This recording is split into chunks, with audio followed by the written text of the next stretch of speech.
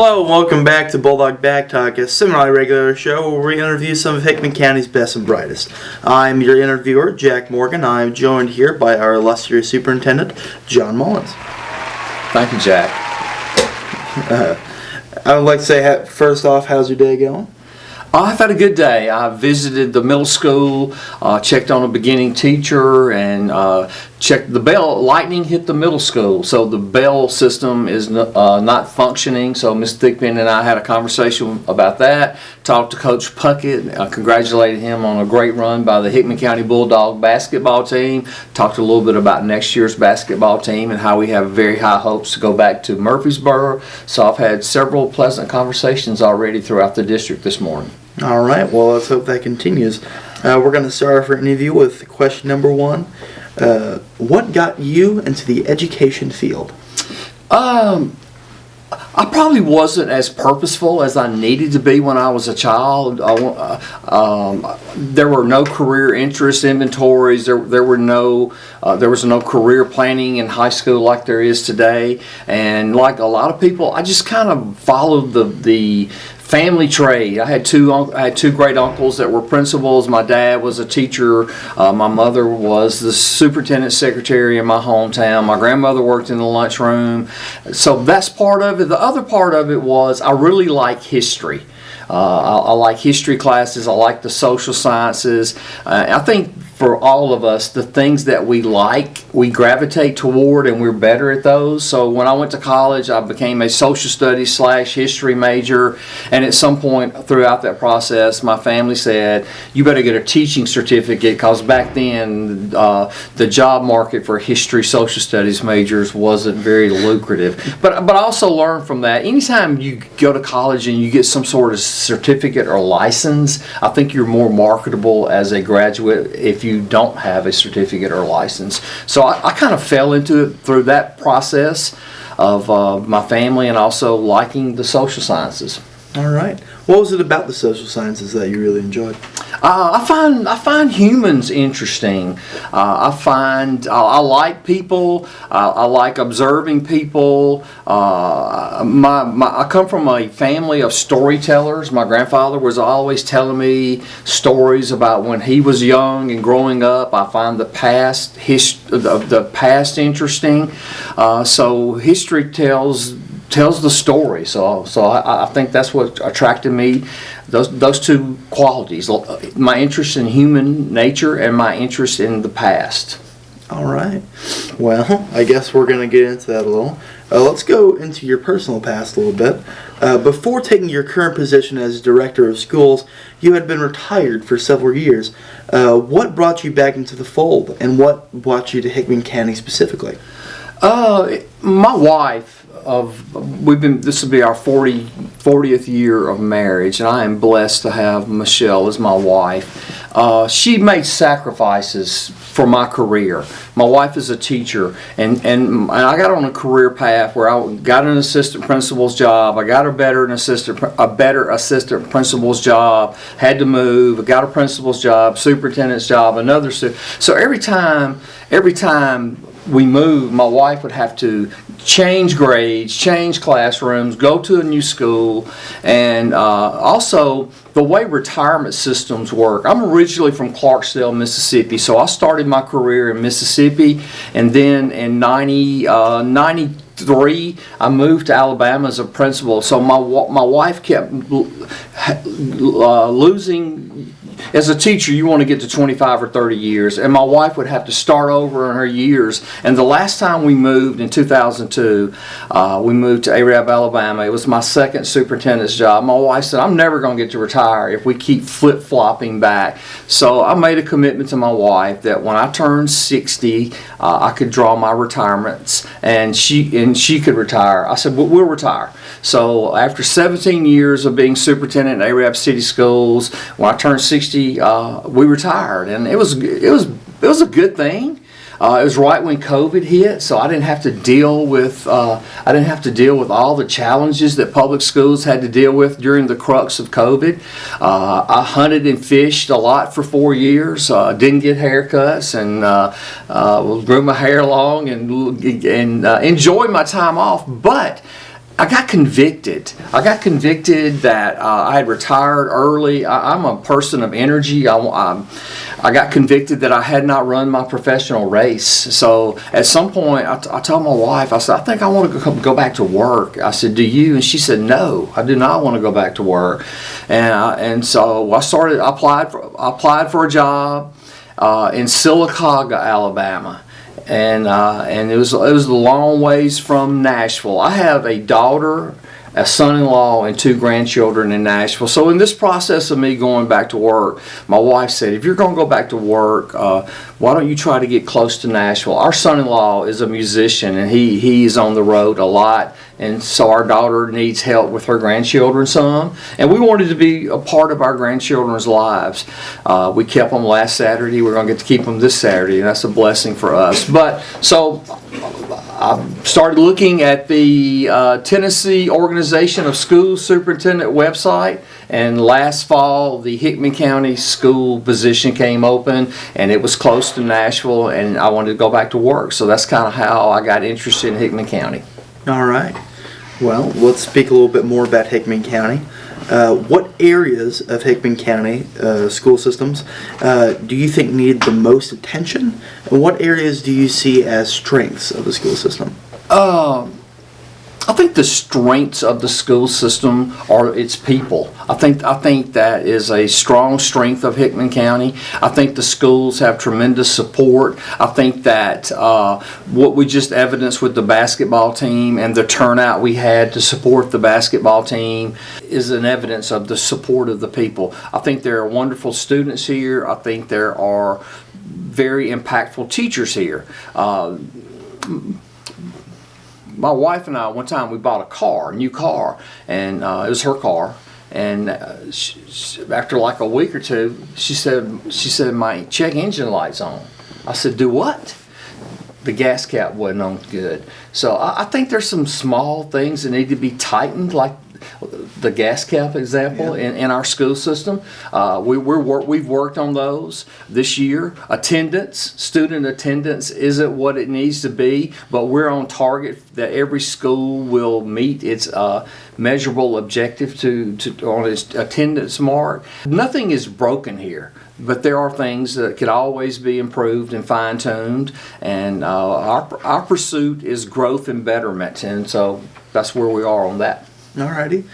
Follow up, especially on your point of absenteeism. What paths have you taken to fix these tune-up issues? On absenteeism, there's basically been 2 paths. A consistent process at the school level for administrators to do the Tier 1 meetings with students and parents. And then the second path has been, we have a new person in the attendance role, and she has been very diligent about following the processes correctly and holding people accountable in the juvenile court system, and I'm not so sure that was done as well as it should have been done last year. One of our opportunities for growth in this district is career education in a couple of ways. Number one, children earn credentials. I'm back to the point I made about having a license or having a certificate.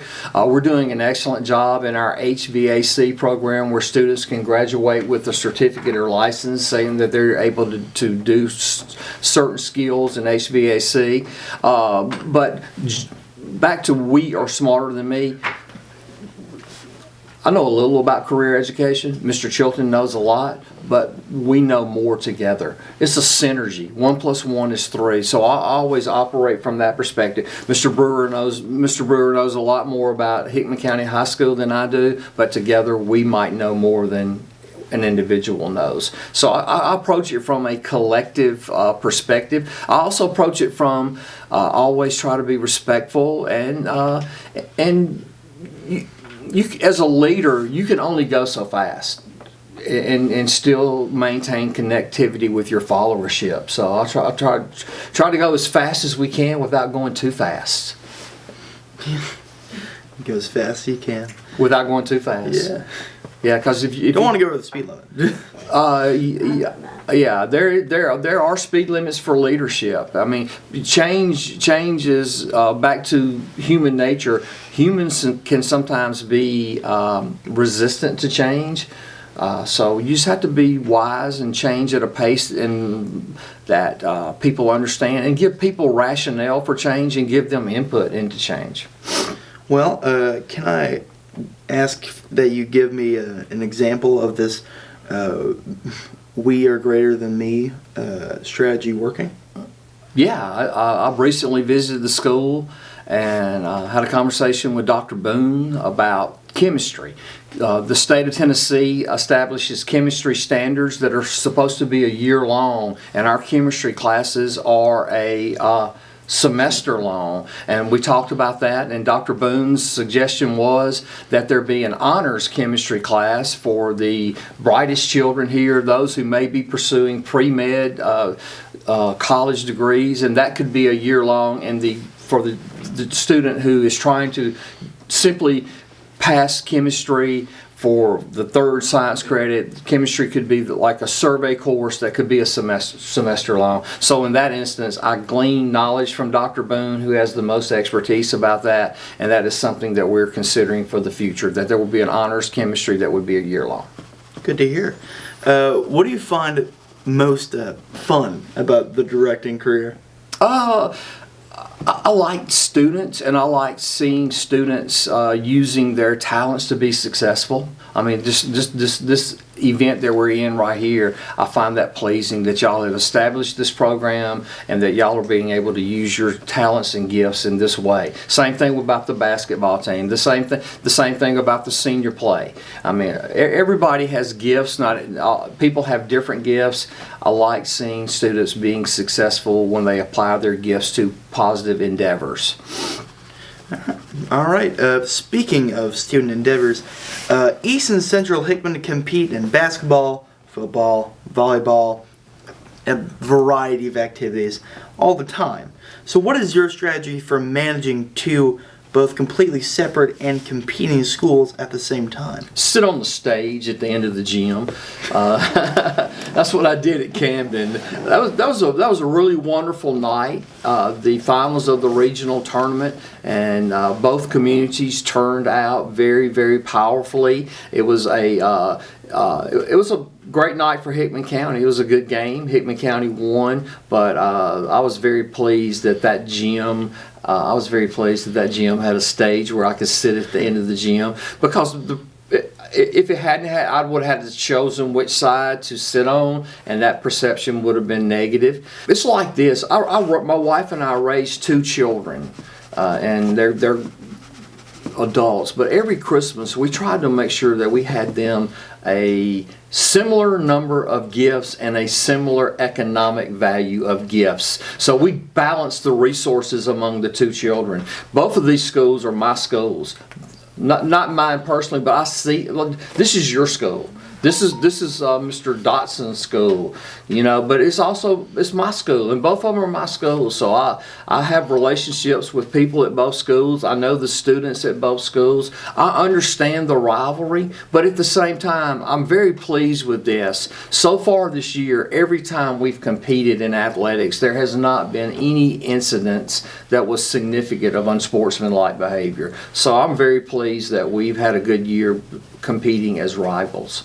To get back to the community aspect, your choice to let out school for the Bulldogs going to state has been very well regarded by the community.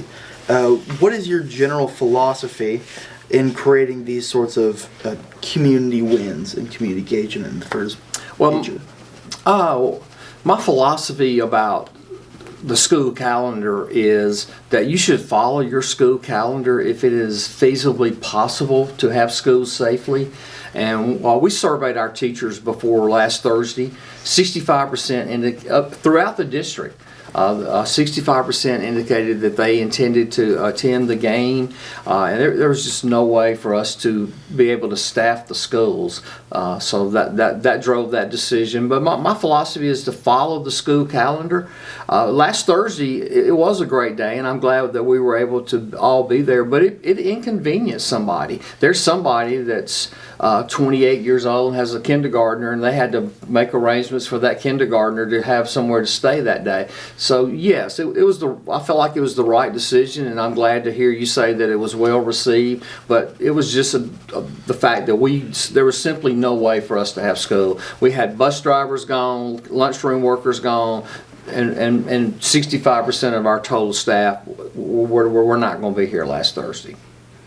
All right. What is your sort of philosophy on driving community engagement like this, especially in the future?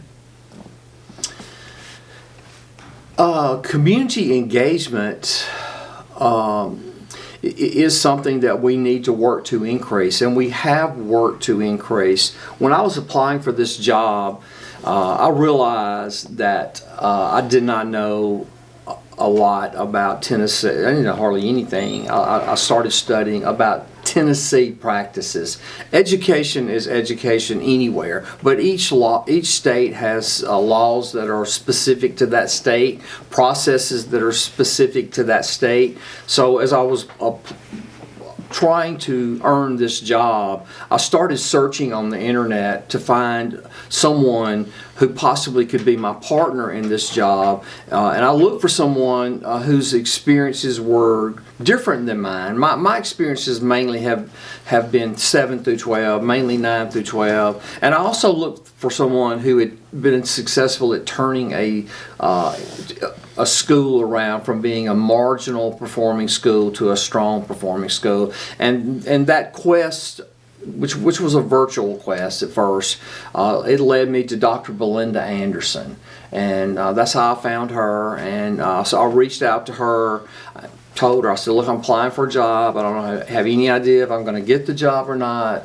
And so she and I started talking, but I am not technologically savvy. I'm not. I mean, when I was in college, refrigerators were as big, computers were as big as refrigerators, and they were sticking cards in them, and I wasn't interested in that. I'm not. She's technologically savvy. So this year we have worked to improve our social media presence, and we have worked to improve our website. Craig Shelton needs to get a ton of credit for modernizing and making our websites. Have you looked at our website? Yes, they look beautiful. Yes, and Dr. Anderson and Craig worked on that. So that is the first step toward connecting with a modern world, is through social media and websites. But also, we have a lot of community support. There are lots of things at the lower grade levels where parents are invited into the schools,